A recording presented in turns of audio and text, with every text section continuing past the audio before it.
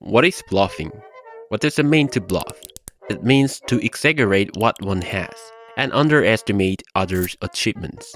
One shows his own excellence and tries to subjugate others, which is differentiated from just simple confidence and feeling of superiority. Whatever way it is shown, we find it in daily routine so often.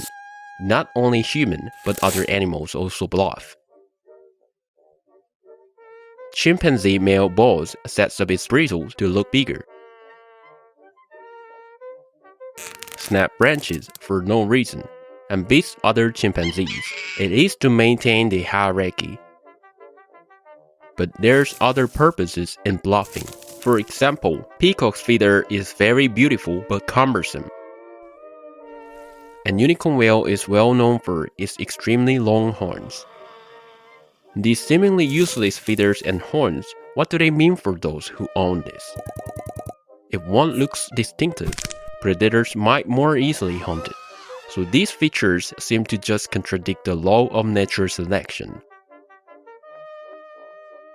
What does bluffing do in our life? People sometimes risk their life bluffing. Dangerous bike circuses, hanging onto the rooftop ledge, drinking beyond limit.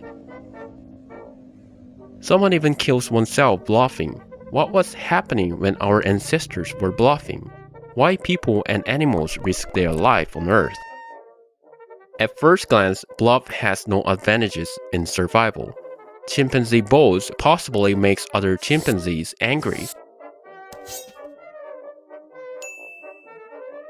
And colorful and large features as bird's feather and deer's antler draws attention of predators. But there are some advantages according to Handicap Theory by Amos Zahavi, zoologist of Israel. Handicap Theory is the important branch theory of sexual selection, which is supporting Darwinism. According to sexual selection theory, male species are more fancy and beautiful because male species compete and female choose. And Handicap Theory says male species decorate themselves and do dangerous behaviors only to win female species' love. As mentioned, feather of peacock draws unnecessary attention from potential hunters. But let's look at it the other way around. With all these disadvantages, peacock male survived. That is, disadvantage wasn't ever a problem for this male with great gene, physical, and survival skills. Biological strength, however, cannot be easily identified. You wouldn't know without direct observation how well this male peacock can run from the predators and get enough food at the same time. So instead, male species chooses to show its superiority indirectly by handicapping itself with, for example, large and conspicuous feathers of peacocks. And female species catch the signal to choose the best male. Another advantage of bluffing can be found with the example of gazelle. What happens is gazelle encounters lions in savanna. Unexpectedly, gazelle bluffs rather than just runs away.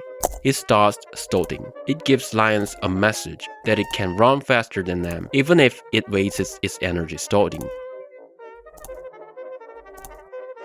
If lions accept this message and let gazelle go, gazelle and lions both can save their energy. But why stotting? Doesn't stotting require too much energy? Why doesn't it just stamp? It's because stamping is what others can easily do. Species with slow running speed can send false signals easily by stamping. Easy and false signals become useless because receivers soon learn the signals are fake. In contrast, stotting can really put gazelles in danger. And thus, it is hard to imitate and gives true messages. So, as we saw, bluffing must be risky and hard to imitate. Handicap Theory can explain people's self-destructing behaviors, smoking and drinking. People harm themselves with tobacco and alcohol.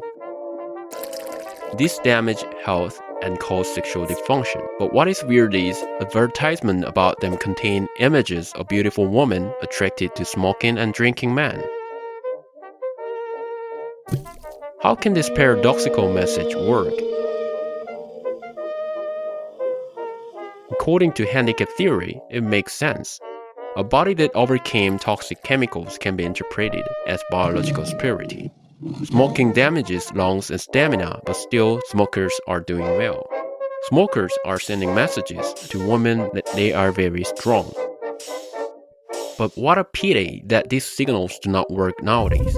And despite that, people still rely on these toxic chemicals. These signals don't work because tobacco and alcohol is cheap and anybody can get. Also, people judge other people more by their social achievements and less by their biological advantages. Women also want partners having wealth and fame.